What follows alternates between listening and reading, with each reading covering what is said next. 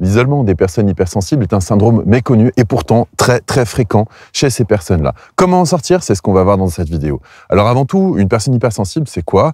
Eh bien, c'est une personne qui a des réactions émotionnelles ou sensitives fois 100, fois 10, fois 1000, bon, peu importe, hein, vous prenez l'ordre que vous voulez, par rapport aux personnes dites normales.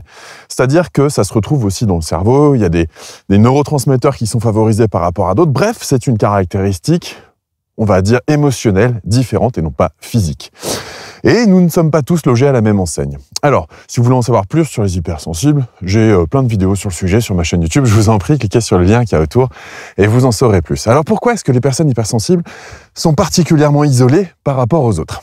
Alors, l'isolement, c'est pas forcément le fait de se retrouver seul physiquement. C'est le fait de se sentir seul, même si on est en groupe.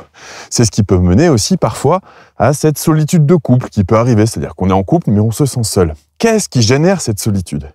Eh bien, il y a un décalage. C'est-à-dire que les gens, le monde social qui nous entoure, a des sujets de préoccupation communs, c'est-à-dire normés, c'est-à-dire là, pour la majorité, ça ne veut pas dire que ceux qui ne les ont pas ne sont pas normaux, ou sont problématiques. Parce que souvent, on associe le fait d'être normal ou d'être anormal à quelque chose de problématique. C'est pas forcément problématique. En statistique, on appelle ça l'écart type dans une gaussienne. Je vous passe les détails mathématiques, mais tout ça pour dire que ce qui est majoritairement présent, c'est ce qu'on considère comme étant normal, mais c'est pas forcément toujours une bonne chose. Et oui, la majorité peut parfois se tromper. Bref, ceci étant, comment ça se fait que ces personnes hypersensibles se sentent particulièrement seules, donc isolées? Eh bien, c'est parce qu'elles ont un rapport au monde qui est différent. Comme je vous le disais, la plupart des gens qualifiés de normaux ont comme sujet de préoccupation principale la reconnaissance de soi, par la réussite financière, par la notoriété, par tous ces médias que vous pouvez imaginer. Et les personnes sont dans une logique de reconnaissance d'elles-mêmes. Elles cherchent à être reconnues, acceptées, considérées. Alors que la personne hypersensible n'a pas cet objectif-là en premier. C'est ce qui crée un gros décalage. Quel est son objectif? Eh bien, son objectif, c'est de créer une connexion particulière à l'autre. Peu importe que la personne hypersensible soit encensée, reconnue, valorisée. Même, j'ai envie de dire, ça les met mal à l'aise d'être sur un piédestal. C'est pas la question. La question, c'est vraiment comment est-ce qu'elles vont faire pour réussir à se connecter. C'est ça, leur sujet principal. Et quelle est la déception qu'on peut ressentir lorsqu'on sent que finalement les autres ils ont pas du tout cette priorité-là dans leur manière de gérer les relations humaines. C'est-à-dire qu'il y a une logique, on sent, en tout cas en tant qu'hypersensible, une logique de profit potentiel, c'est-à-dire que les gens cherchent à profiter les uns des autres pour obtenir ce qu'ils veulent, c'est-à-dire une reconnaissance par les biens matériels, par la notoriété, par l'argent, bref, que sais-je, on en a déjà parlé juste avant. Donc ça crée déjà un énorme décalage. Ce qui fait que quand on commence à entamer des relations où on aimerait bien qu'elles se développent, eh bien, on arrive souvent sur cette limite relationnelle qui est une espèce de butée et qui fait qu'on est déçu. Il y a une forme de frustration, de déception, de relation en relation, et donc on commence à moins s'investir dans les relations. Un autre aspect qui rend particulièrement difficile cette connexion, c'est que la plupart des gens hypersensibles ont comme, on va dire, pas un sixième sens, mais perçoivent les choses de manière différente. C'est-à-dire qu'on a l'impression que les gens qui sont dans des relations futiles ou vraiment superficielles vont capter la surface des choses. Bon. Et une personne hypersensible va capter tellement d'informations qu'elle a l'impression presque de capter l'essence même des choses, le cœur des choses. Des objets, de la nature, même des êtres et des individus. Ce qui fait qu'on sent un décalage, mais quasiment, mais permanent, et ça c'est une grande souffrance, entre ce que la personne dit, affiche ou montre, c'est-à-dire que par son maquillage, ses habits, même son poker face, vous connaissez peut-être cette expression, eh bien, on voit des gens, et on a tendance, les hypersensibles, désolé, je m'inclus dedans, parce que oui, j'en suis un, on a tendance à voir les choses au-delà de ça. On voit derrière l'apparence, on voit derrière le langage, et on commence à sentir les disharmonies, les dissensions, les décalages qu'il peut y avoir entre les personnes et nous. La difficulté de ce décalage de centre d'intérêt, eh bien, c'est que on va chercher à communiquer là-dessus. On va chercher à expliquer aux gens ce qu'on perçoit, ce décalage, que ça sert à rien qu'ils cherchent à nous la faire à l'envers, que etc., etc. Mais pour autant, le personnage social qui est en face est solide, c'est comme un roc sur lequel on bute, et une relation dans laquelle on a du mal à s'investir au bout d'un moment, et on se sent frustré quasiment en permanence. Alors, vu que je rentre dans une zone d'ombre, je vais peut-être modifier un petit peu quelques réglages, voilà, pour qu'on puisse me voir quand même. Alors, cette difficulté de vouloir communiquer avec l'autre et on n'y arrive pas, qu'est-ce que ça va générer? Eh bien, ça va générer une frustration, ce qui fait que, en tant qu'hypersensible, on va chercher à communiquer sur cette évidence. On va chercher même, on va se poser des questions parfois quand on perçoit les choses au-delà de la personne même, voire parfois certaines personnes peuvent avoir la sensation de capter des messages spirituels, etc., etc. Je suis pas là pour juger ça, je suis juste là pour dire à quel point est-ce que ça peut isoler les gens sur le plan social.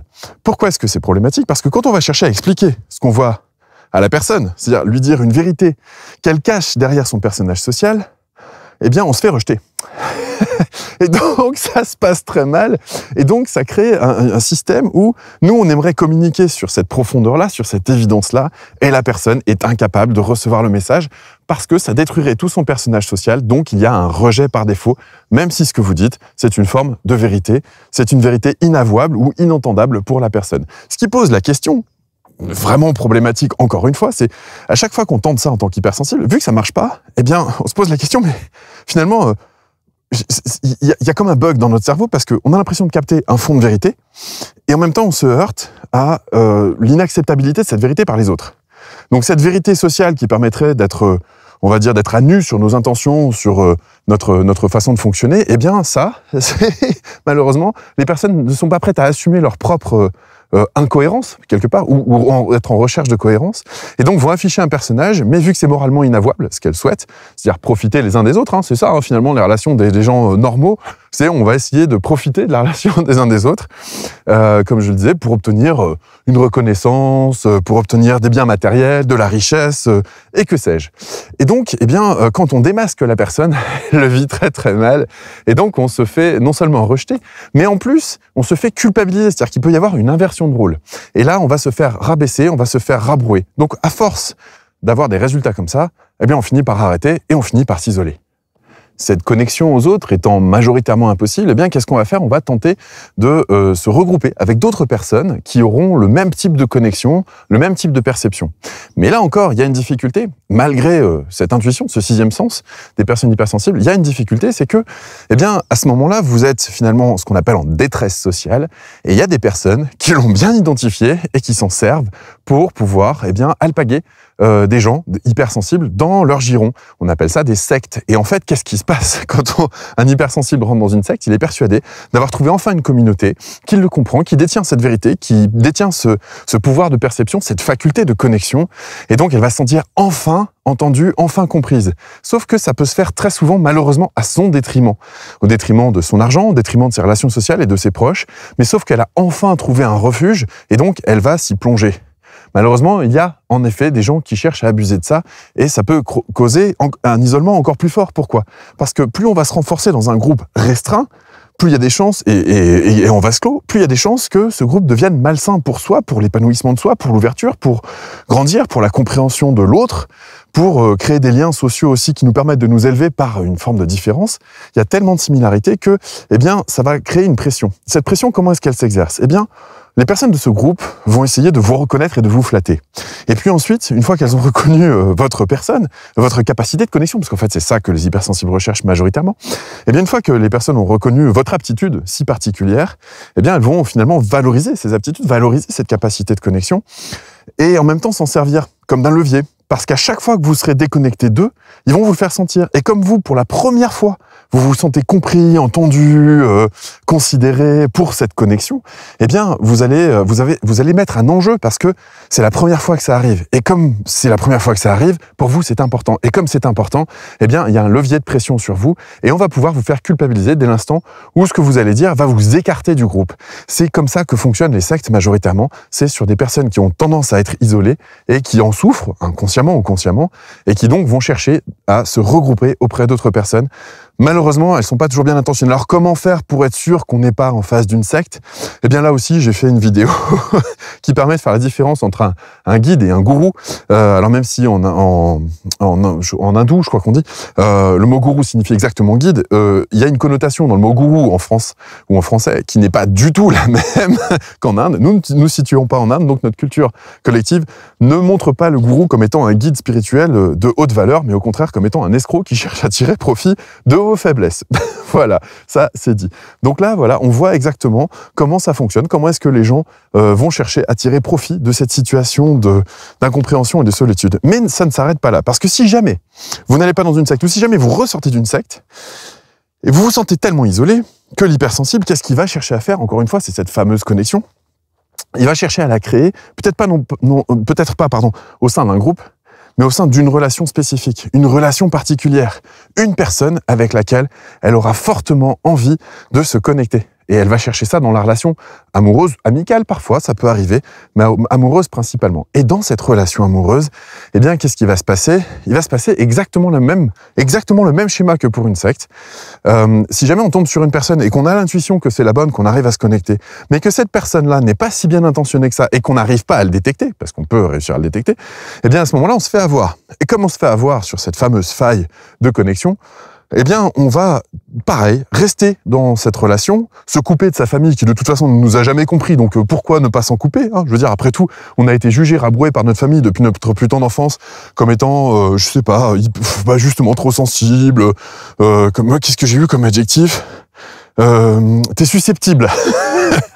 Ou avec toi, c'est jamais simple, c'est toujours un drame, ou c'est toujours compliqué, ou mais pourquoi tu compliques toujours les choses, enfin, bref, ce genre de phrase-là, où on m'a toujours montré qu'il y avait un certain décalage. Bref, peut-être que vous en avez connu d'autres, n'hésitez pas à les mettre dans les commentaires d'ailleurs, ça permettra de partager ces déboires qu'on a pu avoir avec nos proches et nos familles. Donc quand on tombe sur un amoureux ou une amoureuse qui enfin nous comprend, qui peut d'ailleurs être aussi hypersensible, mais c'est rarement le cas en fait. Je vous déclinerai ça dans une prochaine vidéo, parce que là ce serait trop long à développer. Mais lorsqu'une personne hypersensible tombe sur une personne qui enfin la comprend, l'accepte, et une personnalité relativement forte d'ailleurs au passage, eh bien cette personne peut faire exactement comme la secte, c'est-à-dire créer d'abord un environnement dans lequel la personne hypersensible se sent acceptée, comprise et enfin est connectée. C'est surtout ça, parce que sa reconnaissance matérielle, notoriété, etc., on s'en fiche un petit peu. C'est la connexion à l'amour, en fait, qui nous importe le plus. Et quand il y a une personne qui fait mine de se connecter à cet amour en question, alors qu'en fait son intérêt n'est pas là, son intérêt il est, je sais pas, sexuel, financier ou ailleurs ou autre, hein, pour valoriser son ego aussi, pour flatter, c'est peut-être pas forcément mal intentionné, ça peut être inconscient aussi, hein, comme forme de flatterie. Eh bien, à ce moment-là, on est face à un certain problème. Oula, alors on me voit plus du tout. Et il me dit, c'est compliqué quand je passe dans l'ombre ou dans la lumière. Alors on va essayer de faire ça. Voilà. Je vais repasser dans l'ombre, donc je vais recorriger après, mais c'est pas un souci. Donc quand on est face à cet amoureux ou cette amoureuse, eh bien on a envie de croire que c'est la bonne personne. Et on va faire tous les efforts pour maintenir cette connexion. Mais à force, l'autre le sent et va en jouer. Exactement comme pour la secte, ce que je vous expliquais tout à l'heure. Et cette personne qui va en jouer, elle va vous faire culpabiliser si jamais ce que vous faites lui déplaît, etc. Et donc va montrer des émotions désagréables. Et en fonction de ces émotions désagréables, pardon, c'est compliqué de gérer l'image en même temps. En fonction de ce que cette personne va vous faire sentir de désagréable, eh bien, elle va mettre comme une espèce d'épée de Damoclès au-dessus de la relation. Et finalement, on va être capable, en vous faisant la gueule, que sais-je, il y a plein de stratégies impossibles et inimaginables, de vous faire culpabiliser comme quoi c'est votre faute si la connexion ne se fait pas, donc c'est à vous de faire l'effort pour faire en sorte que la connexion se fasse. Et comme vous êtes hypersensible, cette connexion est hyper importante pour vous, et donc vous allez vous suradapter et tomber dans les pièges de la dépendance affective. Bon. Donc finalement, on peut être en couple et très isolé, en tant qu'hypersensible en tout cas. Donc, au final, que ce soit par rapport à un groupe social ou par rapport à des relations amoureuses, on finit par être déçu parce que cette connexion n'arrive pas à se faire, ou alors quand elle se fait, on se fait avoir, et donc on commence à se méfier, on commence à s'isoler, et on commence à s'isoler pour se protéger, parce qu'on en a marre de souffrir, parce qu'on n'en peut plus de se faire avoir, parce qu'on a l'impression que le monde est rempli de manipulateurs et de gens mal intentionnés. Mais c'est pas vrai du tout. Peut-être que c'est les gens avec lesquels vous avez cherché à vous connecter, peut-être que c'est les gens avec lesquels vous auriez eu une envie, mais incroyable, de créer cette connexion au-delà de l'ego, au-delà du profit, mais juste pour la puissance de la connexion. Eh bien, ces personnes-là, malheureusement, vont avoir des difficultés à s'associer avec vous parce que elles vont flairer directement la personne qui est vulnérable. Et donc, vu que la majorité des gens cherchent à être reconnus et non pas à se connecter, eh bien, vont pouvoir profiter de ça. Alors, la solution, me direz-vous, c'est peut-être de se mettre en relation avec d'autres hypersensibles. Mais sauf que là, il y a un autre problème qui commence à arriver, qui fait que, et peut-être que vous l'avez déjà vécu, une personne hypersensible, comme je le disais, a des endroits dans sa personnalité ou dans sa façon de fonctionner qui vont la faire réagir fois 100, fois 1000. Et donc, si jamais vous mettez deux hypersensibles ensemble et que par inadvertance, parce qu'au bout d'un moment c'est un petit peu obligé, hein, on va venir appuyer sur les éléments déclencheurs des réactions fois 1000, eh bien ça peut donner un mélange hyper explosif. Et c'est malheureusement d'ailleurs ce qui se passe dans la majorité des relations amoureuses entre personnes hypersensibles, que je développerai peut-être plus en détail dans une autre vidéo. En tout cas, comment faire pour sortir de cet isolement social dans lequel se trouve un hypersensible? Eh bien, si on regarde le point commun à toutes ces histoires-là, souvent, ce qui pose problème, c'est que l'hypersensible va attendre de l'autre une connexion qu'il n'est pas capable d'avoir. C'est-à-dire qu'on va attendre de l'autre plus que ce qu'il n'est capable de donner. Et donc, ça va nous mettre dans une situation d'isolement incroyable. Alors, pour aller plus en détail, pour savoir comment s'insérer dans le monde, et tout en restant hypersensible et tout en se trouvant en harmonie interne et externe, je vais organiser un webinaire dans pas longtemps et je mets le lien autour de cette vidéo, c'est gratuit si vous voulez vous inscrire.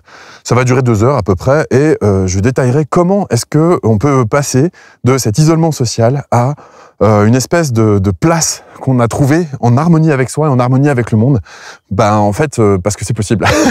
Parce que tout simplement, c'est ce que j'ai fait en appliquant un principe simple, et ce principe, je vais vous le donner tout de suite, c'est ne pas demander à l'autre plus que ce qu'il n'est capable de donner. Vous avez besoin d'une connexion particulière pour vous sentir vivant et vivante. Très bien, très bien. Ok, mais l'autre, de quoi est-ce qu'il a besoin ? Et de quoi est-ce qu'il est capable, surtout? Parce que si ça se trouve, il a en effet besoin de cette connexion, mais si ça se trouve, il n'en est juste pas capable. Et si vous voulez expliquer à une personne qui n'est pas capable de se connecter comment se connecter, eh ben, ça va créer une impasse, parce que la personne, soit va essayer et va pas en être capable, soit va même pas comprendre ce que vous êtes en train de lui dire. Donc, ça va vous générer un isolement social supplémentaire. Finalement, la connexion, on peut l'avoir, mais on peut l'avoir aussi de manière plus subtile et pas forcément toujours en cherchant à faire en sorte qu'elle soit rassurée par le fait que l'autre vous dise oui, je me connecte comme toi à toi. Et ce côté, cette insécurité qu'on a de savoir si cette connexion est juste et vraie, eh bien, c'est ça qui pose problème quelque part. Donc, plus on travaille sur sa sécurité intérieure et plus on peut trouver de l'harmonie avec les autres. Parce que l'harmonie, ça commence par soi. C'est-à-dire qu'on partage avec les autres ce qui vit en soi. Si vous vivez une forme d'harmonie dans votre hypersensibilité entre vous et le monde, mais surtout en vous, eh bien, vous allez pouvoir la partager avec le reste du monde. Et si vous voulez savoir un petit peu plus comment développer cette harmonie en vous tout en restant hypersensible et sans pervertir vos valeurs, eh bien, je vous propose qu'on se rejoigne dans ce fameux webinaire. Et sur ce, j'espère que cette vidéo vous donnera des pistes pour sortir de cet isolement, pour enfin commencer à rentrer en contact avec l'autre. C'est-à-dire qu'avant de chercher à rentrer en contact avec l'autre, moi, ce que je vous invite à faire, c'est à rentrer en contact avec votre sensation de sécurité intérieure pour ne pas demander à la relation de vous rassurer, mais pour lui permettre d'échanger ce qui est possible d'échanger dans le maximum d'harmonie de l'instant ou de la personne, en fonction de ses capacités aussi. Voilà, j'espère que cette vidéo vous a plu, n'hésitez pas à la partager et je vous retrouve très bientôt, prenez soin de vous, ciao. Si vous avez aimé cette vidéo, n'hésitez pas à la partager, à la liker, à vous abonner aussi aux chaînes YouTube et aux pages Facebook. N'hésitez pas non plus à aller en voir d'autres, il y en a plein la chaîne YouTube et plein la page Facebook. Et puis je vais vous mettre des liens en dessous de cette vidéo ou au-dessus en fonction de là où elle se trouve, des liens d'accès, notamment un lien d'accès au groupe de travail, un groupe gratuit. Si jamais ce sont des thématiques qui vous intéressent et que vous voulez vous retrouver un petit peu moins seul et travailler encadré par des coachs professionnels, eh bien voilà, il y a un groupe gratuit. N'hésitez pas à cliquer. Vous avez aussi le QR code qui est là si vous voulez aller directement sur le groupe et faire votre demande d'adhésion. Moi, je vous dis à très bientôt. Prenez soin de vous. Ciao.